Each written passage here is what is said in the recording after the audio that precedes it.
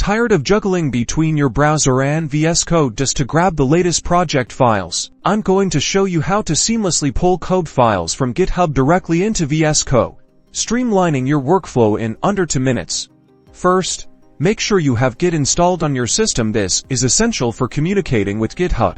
If you don't have it, download it from the official Git website and follow the installation instructions. Next, open Vscode and locate the source control icon in the activity bar. It looks like a branching tree. Click on it. If you're starting a new project, you'll see an option to clone repository. Click Clone Repository.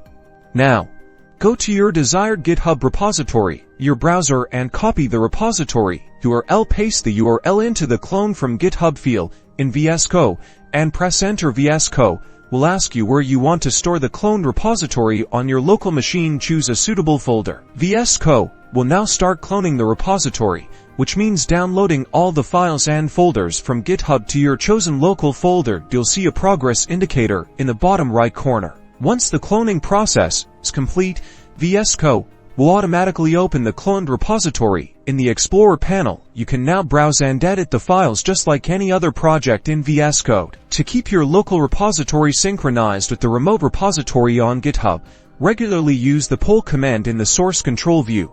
Click the 3 dots for more options, then select pull. This will fetch any changes made by others and merge them into your local copy. And that's it.